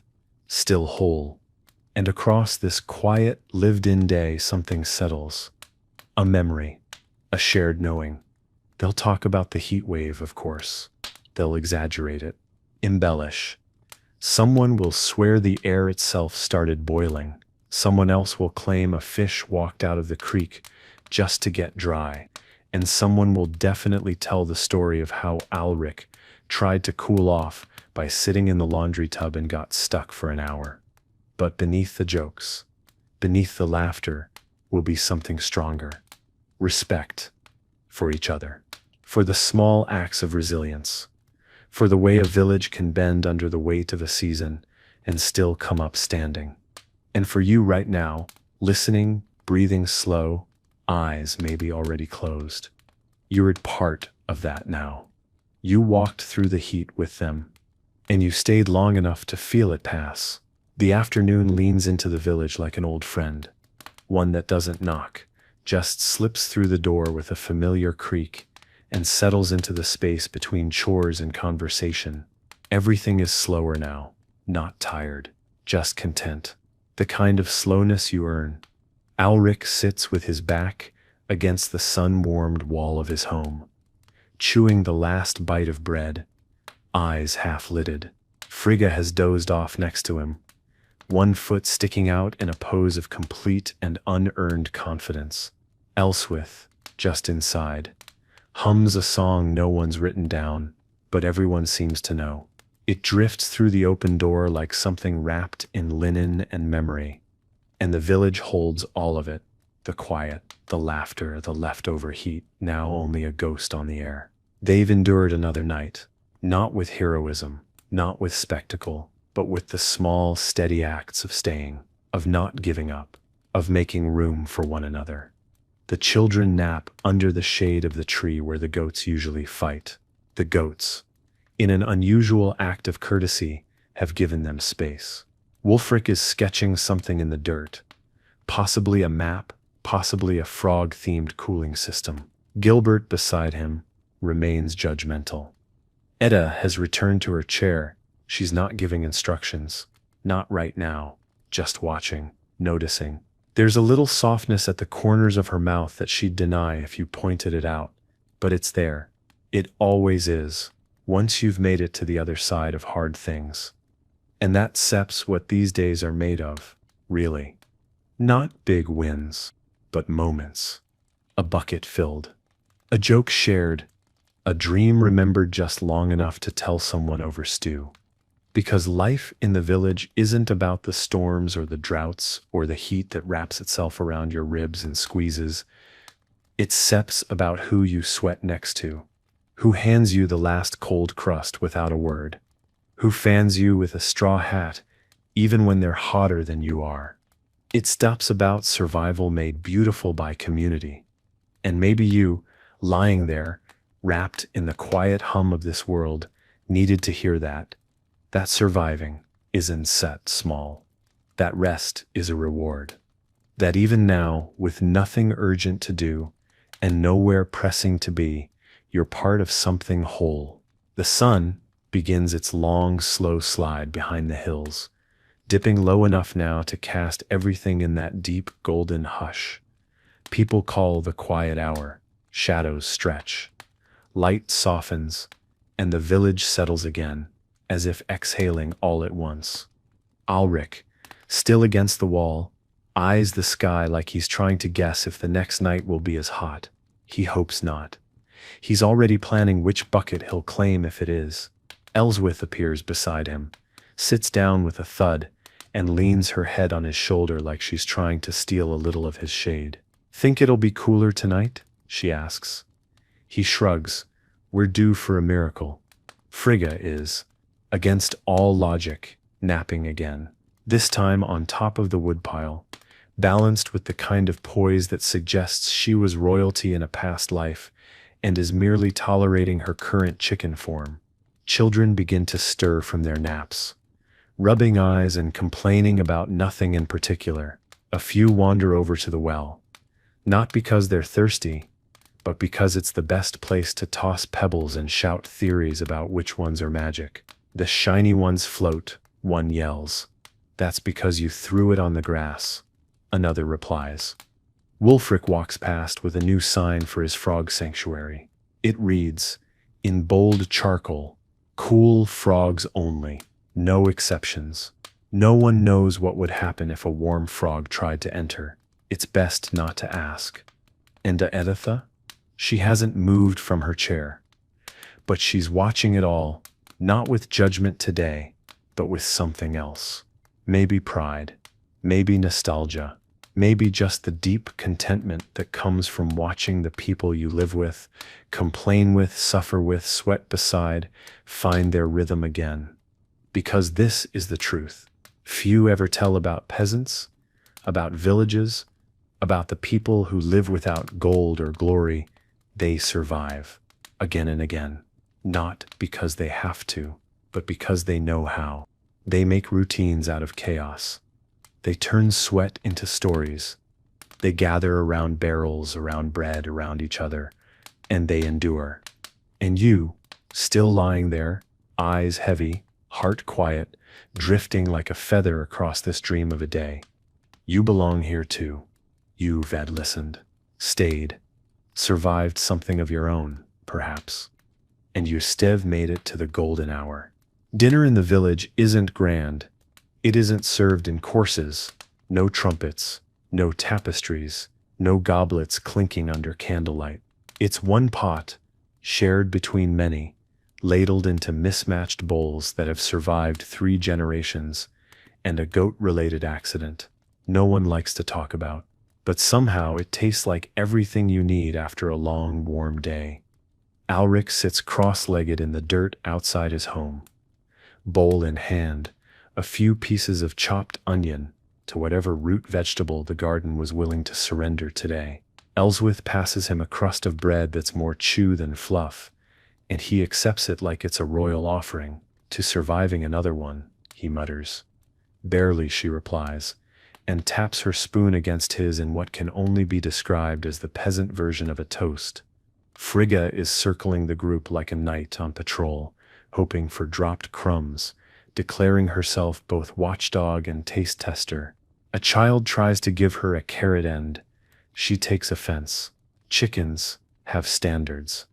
Nearby, Wulfric tells a half-true story about how the frog once warned him of a coming storm. He twitched just before it rained. That's prophecy. You also twitch before you sneeze, someone replies. Maybe you're the prophet. Wulfric gasps, as if struck by divine revelation. Editha is seated on her porch with her bowl resting on her knees. She eats slowly, like she's rationing flavor, or patience, or both. When a neighbor offers her extra salt, she waves it off. Doesn't need it, she says. It's already seasoned with heat and regret. A pause. Then, almost a smile. And as the sky melts into that rich, deep blue of a world finally cooling down, something unspoken passes between the villagers. Not a secret. Not even a shared thought. Just presence. That quiet, unshakable sense that they've made it through something together. And even if no one builds statues of them or writes songs about their sweat-slicked nights, they remember. They remember lying flat on the floor, waiting for the air to move. They remember laughter in the dark. They remember how even bad bread tastes good when you're eating it beside someone else who made it through. So if you're still here with them, with us, eyes soft, breath deep, letting your body ease further into whatever surface is holding you, this is your moment too. Not flashy, not loud, but real. And you've earned it. The bowls are empty now, scraped clean with bits of crust, wiped with fingers, shared between neighbors without ceremony. There's no applause, just full bellies, soft conversation, and the quiet kind of tired that settles not just in the body but behind the eyes, like a candle flickering low, not out, but ready to be. Alric leans back, arms behind him, staring at the sky. The first stars are starting to peek through, faint, uncertain, but there. That one looks like a chicken, he says. Elswith follows his finger. That's a goat. That's a chicken who thinks it's a goat. Frigga squawks indignantly nearby. The universe evidently is listening. Wulfric is curled up beside a pile of firewood, a blanket draped over him, and Gilbert's water dish, placed with ceremonial care beside his head. Frogwatch 2.0 begins at moonrise. He mumbles, half asleep. No warm frogs allowed. No one dares test his resolve. The children are finishing their last games of the evening. One more run around the garden, one more argument about whose rock is magic, one more promise that this time they'll actually go to bed when asked. Eventually, someone carries a yawning bundle inside and the rest follow, feet dragging, eyes wide but heavy. And Editha, she's still there, still in her chair, still watching the sky like she's trying to measure the stars for exact alignment.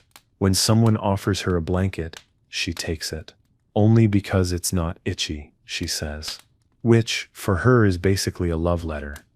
The village is quiet again, not asleep yet, but close. Doorways lit with one last candle, a few final words traded in low tones. The breeze now regular, cool, steady. It carries the scent of dry earth and clean hay and something else. Peace, maybe, or simply the absence of discomfort. And that seps when it hits you. This is what survival becomes. A shared story. A bowl of stew. A sky you can name shapes in. No one writes it down. No one gives a speech. But if you pay attention, if you're here for it, truly here, you can feel it settle in your bones. You made it. They made it. And even if the next hot night comes sooner than you sussed like, you now know, you'll get through it. Together, the night returns as it always does, not rushing in, not sneaking either, just arriving like it was here all along, waiting for its turn. The stars have thickened, scattered across the sky like someone spilled a basket of grain and didn't bother to sweep it up. The moon rises slow, heavy, round, less like a light, more like a witness. Inside their little hut, Alric and Elswith move with quiet familiarity. No words needed, Just the rhythm of evening. Bucket rinsed, cot straightened, candle lit. He stretches his back with a groan. She braids her hair loosely the way her mother taught her. Frigga hops up onto her usual corner of the blanket, fluffs, turns once and settles like she pays rent. Ulrich sits on the edge of the bed. Think tonight'll be hot? He asks. Elswith doesn't answer right away. She opens the door instead, lets the air speak first. It's cool, cool enough, enough to sleep, enough to hope. Not as hot as last night, she says, which, in this village, is a blessing worthy of celebration. Outside, the last few voices are winding down. A quiet song hums through the dark. No words, just sound low and soft, like the world itself is rocking someone to sleep. A shutter creaks closed. A goat lets out one final dramatic sigh. Even Wulfric, curled up beside his frog bucket, is still. Editha places one more sprig of dried lavender near her bed, mutters something about better dreams, and lies down with the kind of sigh only earned by those who outlive hard things again and again. And as sleep begins to roll through the village like a soft tide, the memories of the last hot night begin to fade, just a little. The stickiness, the stillness, the quiet worry that maybe the breeze wouldn't come back. All of it fades behind what came after. The laughter, the cool cloth, the jokes, the bread, the frog diplomacy. And that sips what stays. That sips what always stays. So if you, still here with me tucked in your own bed or nestled into a couch, feeling the weight of your own long day easing off your shoulders, let this be your second night in the village. No heat now. No need to brace, just a slow breath in, and a slower one out. You earned the quiet. The village doesn't sleep all at once. It drifts into it, some with a whisper, some with a thud, some with a quiet argument about who took up all the space on the straw mat, followed by laughter, followed by snores. The world gets softer, not silent, just less. Ulrich lies on his back now, eyes open, staring at the dark that feels gentler than the one from the night before. Elswith is already asleep beside him, her breathing slow, her body relaxed in that rare way that only happens when the air is cool enough not to fight. He doesn't say anything, just watches the ceiling, listens to the familiar nighttime chorus of his home, the creak of a beam, the flap of the curtain, the soft thud of Frigga kicking in her sleep. He lets his thoughts wander. Not deep ones, not worries, just little things. The smell of the bread, the look Elswith gave him when he handed her the bigger half, the way the candle flickered like it had a secret before it finally died. Outside, Wulfric mumbles in his sleep, something about honor and frogs. Gilbert makes no sound, but he's there, watching, judging, loving, probably in his own amphibian way. And Editha? Still as the stones her house is built on. Her hands folded across her chest, face turned slightly toward the window, as if daring the breeze to come in and try something. Everything is in its place. Not perfect, not polished, but true. And if you, lying there now, feel your own breath sinking with theirs, if your limbs have softened, your thoughts grown quiet, and your body finally feels like it can stay still without a fight, that sips it. That sips the feeling they fought for. That sips the reward of a hard night, well survived. Not fireworks, not parades, just peace. The kind that doesn't announce itself. It just shows up when you're too tired to pretend anymore. Sleep folds around the village like the last page of a well-read book. Every house is quiet now. Every lantern's glow has been replaced by moonlight slipping through wooden slats and thatched seams. Even the night creatures, crickets, owls, and curious beetles move with reverence, careful not to disturb what's been earned. Ulrich finally closes his eyes, exhaling slow, like he's letting go of something he didn't even realize he was carrying. His hand rests, just close enough to Elswith's that they'd find each other without needing to look. There's no grand farewell to wakefulness, just that quiet drop into a deeper stillness, like sinking into the softest part of memory. The village breathes. Huts filled with slow, even rhythms, snoring, soft turning, the occasional dream mutter. Somewhere, a child laughs in her sleep. Somewhere else, a dog kicks once, chasing something in a dream he won't remember. Even Wulfric is quiet now, cradling a rolled-up tunic like its treasure. Gilbert remains utterly motionless in his dish, the high priest of peace. And Editha, yes, even she, sleeps with a smile so faint, you might miss it if the moon wasn't paying attention. Maybe she's dreaming of order, or maybe of mornings without chores, or maybe, just maybe, of a village that keeps holding itself together, one slow, stubborn, beautiful day at a time. Above them, the stars hold their posts. The sky is clear, as if rinsed clean by survival itself. There is no wind, but there is presence. The kind that wraps you up, that says, "Stay, you Seps. No one needs anything from you right now." And you, still here with us, still breathing slow, still resting in the story. Let it all fall away now. The heat, the noise, the spinning world. Let the village hold you, like it held them, like it held itself, like it always will. The hours pass quietly now, slipping by without urgency, like a river moving under fog. The night is deep, but not heavy, cool but not cold. It holds the village in a cradle of quiet, the kind of silence that doesn't ask questions, doesn't leave space for worry, just being. Alric and Elswith sleep without stirring, the kind of sleep that only follows exhaustion and relief.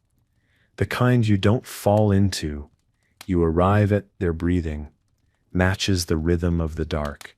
Even Frigga has stopped twitching. Her little body, puffed into a feathered ball, gives one slow sigh. That's all. Outside, the square is still. A few embers glow in the fire pit near Wulfric's hut, where someone forgot to smother them. But even the fire knows not to misbehave tonight. Wulfric, wrapped in a blanket that's more patch than fabric, clutches it like a trophy. Gilbert, eternal, continues his sacred stillness. In the distance, a breeze stirs the edge of the forest. Nothing threatening, just a reminder that the world goes on, that even while they sleep, life continues with a gentle pace. The trees whisper things no one hears. Maybe stories, maybe secrets, maybe just the quiet truth that everything cycles and everything comes back around. Editha doesn't move, but in her dream she sweeps an endless floor that never gets dusty, while a line of chickens follows behind her, wearing bonnets and singing off-key. And in the dream she doesn't scold them, she just smiles.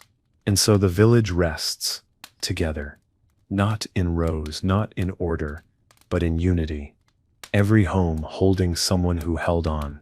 Every bed containing a body that bent but didn't break. Because this was never just a story about surviving heat. It was about enduring the ordinary, about finding rhythm in discomfort, and choosing, again and again, not to face it alone. So you, lying there now, drifting, floating, breathing like the world finally said, you can stop now. Know this, you are part of this village. You are part of this night. And you have made it through. The stars begin to fade now, slowly, reluctantly, like they know their watch is ending, and they're not quite ready to leave. The sky softens, turning from ink to charcoal, from charcoal to ash, and just at the edges, barely visible, a whisper of blue begins to grow. Alric shifts in his sleep, not because he's waking, just because the night is letting go of him. Elswith sighs, still curled in the same position she fell into hours ago, wrapped in dreams too light to name. Frigga doesn't move, which is how you know everything is still all right. Outside, the first bird calls, a single note, small and hopeful, like it's checking to see if the world is ready. No one answers yet, but it's enough. Wulfric, tangled in his blanket, stirs once and mumbles something about soup. Gilbert blinks slowly, solemn and wise. As always, the wind comes back, gentle, like a friend who stayed the whole time, and only now speaks to say goodbye. It lifts the curtains, brushes across sleeping faces, carries away the last heat, the last worry, the last whisper of yesterday's discomfort. Editha stretches in her sleep. She'll never admit it, but even she dreams sweeter after a night like this one. And the village, it breathes, together, at peace, at rest. And you, still here, still with us, still listening from your bed, your couch, your corner of the world. You've made it too, through every part, through the heat and the laughter, through the stillness, the frogs, the jokes, the dreams. You've walked with them. You've laid still with them. And now you sleep with them, deep, safe, and unbothered. The story is over. The night is nearly done. And you are exactly where you need to be. Good night. Sleep well. And we'll see you again the next time the stars come out.